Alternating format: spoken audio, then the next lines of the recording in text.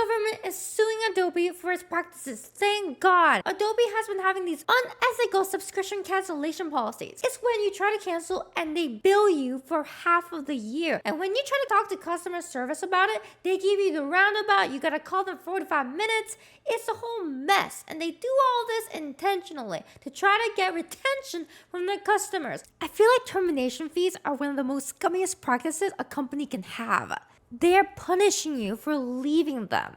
It's like an abusive relationship. It doesn't matter if you're financially in trouble. It doesn't matter if you don't like their service. It feels like a smaller form of extortion and it smells like corporate greed. Now, I don't really wish for downfalls of companies because I'm not that evil, but holy smokes, Adobe, if there's any software that people should pirate, it is you, but don't do it because that is illegal.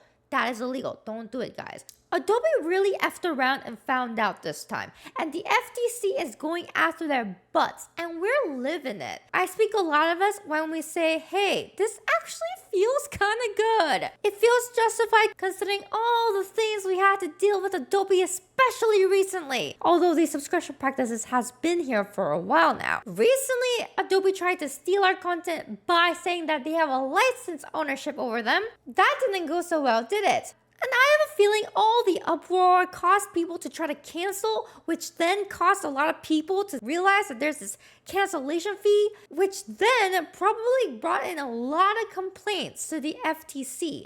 And I'm glad that it did. Also, a little side note, Adobe was predatory not just towards regular consumers, but also students. They did have a student discount, but students also was locked to pay for the rest of the year, 50% of it, when they tried to cancel. So if you're a student that you just want to take one course, 1 3-month course of Adobe, at the end of it, when you tried to cancel, you as a student had to pay 50% of the rest of the year. This was the student plan.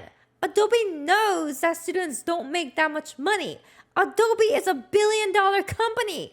What is wrong with y'all? Now let's hold hands, rant about Adobe together. So I went through this FTC complaint document, and it is actually insane of how much Adobe hid the cancellation fee. Now here is the official Adobe complaint. For years, Adobe has harmed consumers by enrolling them in its default most lucrative subscription plan without clearly disclosing important plan terms. Adobe fails to adequately disclose to consumers that by signing up for the annual paid monthly subscription plan, they are agreeing to a year-long commitment and a hefty early termination fee that can amount to hundreds of dollars. This is true. When we sign up for Adobe, I'm actually unaware that I'm signing up for an annual plan that I can't cancel. I think most of us, when we're subscribing to this, we think we're doing something that's for monthly, that we could easily cancel, and at worst, maybe we'll have to pay for the remaining of the month, but not for the whole 50% of the year. Adobe clearly discloses the ETF only when subscribers attempt to cancel, turning the stealth ETF into a powerful retention tool that by trapping consumers in subscriptions they no longer want. So true. When you try to cancel, that is when they hit you with the surprise. Hey, you owe us 50% of the rest of the year. I have tried to cancel Adobe before, and I too have been surprised by this bill, and I too have called the customer service. And whenever I tried calling to talk about this, it seemed almost impossible to get somebody on the line. And when I do, they're just like, well, this is our policy. It is so predatory that it is not listed right on your face when you first pay for Photoshop that they have to hide this. And they hide it because they know it is intentional that they want to retain you. They want to make it extra hard for you to cancel. It's already really hard to cancel something knowing that you have to deal with customer service and be on the phone for like 45 minutes. But add on top of that a fee that I'm sure a lot of people actually won't be able to afford, because most of the reason why people cancel is because it gets just too expensive. It's just all sorts of effed up here. During an enrollment, Adobe hides material terms of its APM plan in fine print and behind optional text boxes, hyperlinks providing disclosures that are designed to go unnoticed that most consumers never see. Very true. Adobe then deters cancellations by employing an onerous and complicated cancellation process. Very, very also true.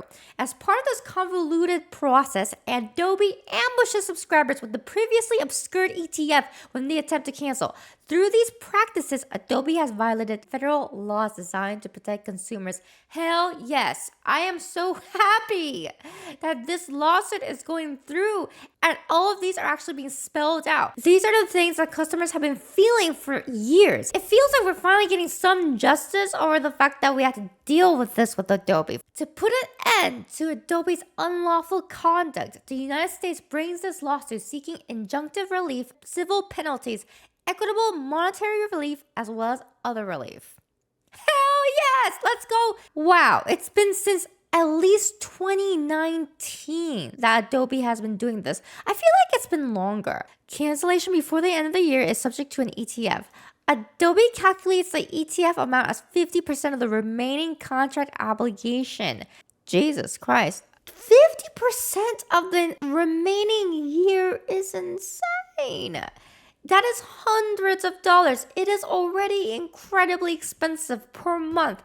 And then having to pay a lump sum for the rest of the year? That is corporate greed. That is insane corporate greed. Adobe is a billion-dollar company. They can afford not to do this. Adobe's subscription-based model incentivizes to, on the front end, log consumers into longer-term subscriptions like the APM plan and on the back, and discourage cancellation. I do remember back in the past being hit with this cancellation fee and then knowing that I couldn't afford that, just continuing on with the subscription, hoping I get wealthier later on.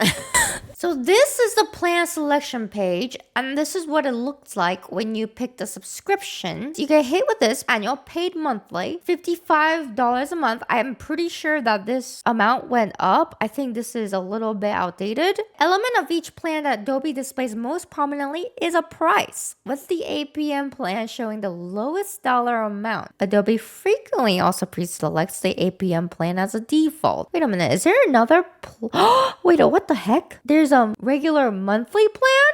But it's $82? Holy smokes, that is expensive. That is insane. $82? Are you kidding? Enrollment flow example. 1. The bottom of each plan selection box includes a less prominent line of text followed by tooltip icon. In particular, the APM plans box states fee applies if you cancel after 14 days. Yeah, I am currently trying to find where it says that if we cancel, we're going to be hit with a 50% rest of the year fee. I do not see it. Consumers navigating the enrollment flow do not see the additional text contained in the tooltip. Wait a minute. Is it inside a tooltip? That tiny icon? If you cancel after 14 days, your service will continue until the end of that month's billing period, and you'll be charged an early termination fee. Okay, but it still does not say what that early termination fee will be. So they put a tiny little icon, expect you to go over and roll over that, read the pop-up, and the pop-up still yet does not say what the termination fee is. Once you're into the payment info to start your free trial, the final enrollment page is often a payment entry page, an example of which is shown below, where Adobe requires consumers to enter their payment information to enroll. We're still not at the ETF page. Enrollment flow examples 1 and 2 show the plan selection page does not state anywhere where the APM plan requires a 1 year commitment. Consumers who do not access the eye icon are not informed that the fee mentioned in the APM box's less prominent text is an ETF. Very true. Most of us wouldn't even see the eye icon. Moreover, the plan selection page, even in the text accessible only through the tooltip, does not clearly explain what constitutes early termination. That canceling before paying for a full year of service will result in a fee. They're also very true. Honestly, most of us give benefit of the doubt to these corporations so that when they say cancellation fee, we don't think, oh, this company is going to charge me for the rest of the year. We don't think, oh, it's going to cost hundreds of dollars. We think, okay, we're probably going to have to pay 1 more month and that's it. Finally, the plan selection page does not disclose at all the amount of the fee that consumers would be charged for an early cancellation. Yep, nothing in there says anything about what we're going to get charged. After after that, we get to an email entry page, whether consumers can encounter a plan selection page or Adobe pre-selects the APM plan and omits a plan selection page as set forth in paragraph 45. Adobe then directs consumers to additional pages, often including one that requires consumers to provide an email address. Nothing on this page mentions an annual commitment, an ETF, or fee amount. So you are now at the second page of signing up for Adobe. Now we are at the payment entry page. The final enrollment page is often a payment entry page, an example of which is shown below, where Adobe requires consumers to enter their payment information to enroll. And here is where you would actually expect the ETF to be shown on the first page, but let's say that, benefit of the doubt.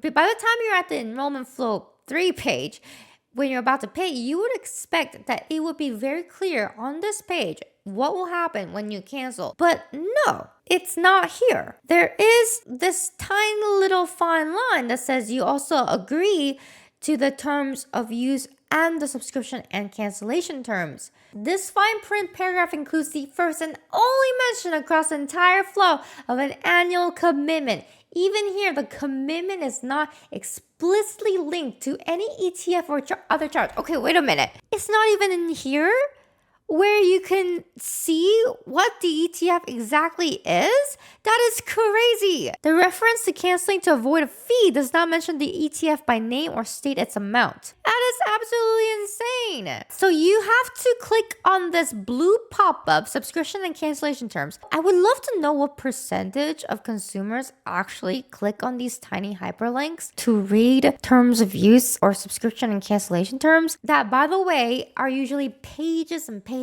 and pages long. And if you don't know exactly what you're looking for, you're gonna have to sit there and read through all that. A lot of that is just lawyer language, which makes it really hard for us to understand. Adobe knows most consumers do not click it before enrolling in an APM plan. So there is intent to this. You're finally at the paragraph where you read the terms of service where it talks about the ETF. Let's see what it says. You can cancel your subscription anytime via your Adobe account page or by contacting customer support. I hate having to contact customer support to cancel anything. They know we're not going to sit for 45 minutes dealing with customer service to cancel stuff. It deters me so much if I know I have to call them in their work hours and deal with them for almost an hour to get something as simple as canceling something. By the way, a tip for you guys. You actually can call your bank and explain to them situations like this, and they can block the company from charging your card. This is a service that your bank does provide if you call and ask them about it. Should you cancel after 14 days, which is honestly not that much time, you'll be charged a lump sum amount of 50% of your remaining contract obligation, and your service will continue until the end of that month's billing period. This description, if a consumer were to find it, does not include the word fee or phrase early termination fee, and thus does not match earlier references to a fee for cancellation. Nor does this text clarify the length of the subscription term or what it means by your remaining contract obligation. Yeah, so they made it vague on purpose so that we, even if we find this fine print under all those layers of pages, we'll still be confused as to what this exactly means. So, when you try to cancel, customers encounter similar obstacles when attempting to cancel their subscriptions over the phone or via live chats. The complaint claims subscribers have had their calls or chats either dropped or disconnected and have had to re-explain their reason for calling when they reconnect. Oh, that is so annoying. I've had this before as well. The lawsuit alleges is that these practices break federal laws designed to protect consumers. Yeah, once this happens and you have to go through this over and over again, you just don't want to deal with it. You'd rather pay up. And that is what's sad. So a lot of times, I would rather pay up than to go through annoyances. And that's how they get me. I mean, that's how they get us. And it's just not cool. It's frustrating. Americans are tired of companies hiding the ball during subscription sign up and then putting up roadblocks when they try to cancel. Yes, thank you for spelling that out loud. I am surprised it took this long for something to happen. I feel like so many companies have these practices. I think the FTC has to go after literally half of the market here. In 2022, Adobe attempted to acquire the product design platform Figma for $20 billion, but it abandoned the deal last year after facing antitrust scrutiny from European regulators. Hell yeah. Adobe is the reason why we can't have nice things.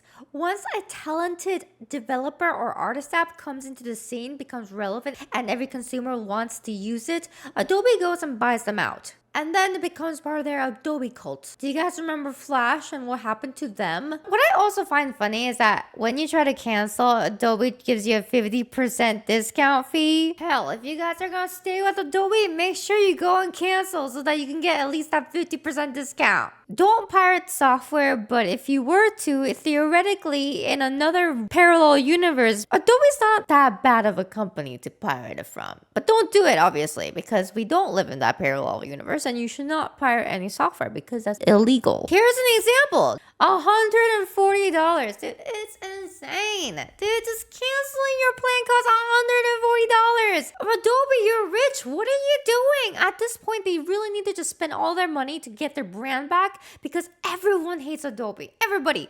I haven't heard of a single person praise Adobe. Oh, well, look at this. Adobe earnings report. It seems like the mainstream media is all still for Adobe. 3 reasons growth investors will love Adobe. Investors love everything that's AI related right now. They're literally burning cash left and right for it. Adobe stock gained 14% in a day. What's next? Well, that's great. Even with their predatory license practice, they still win. 14% increase? Are you serious? Do you guys know that Adobe's getting sued right now? One of the unfortunate things about FTC complaints and FTC suing Adobe is still the fact that even if they find them, it's probably still going to be like, what, 0.1% of the income that they earn by being predatory toward their consumers? The thing is that laws that fine people only work if they're poor. If they're wealthy, it doesn't matter. It's like a slap on the wrist that barely hurts. But because they're getting called out by the US government, they will have to change those policies.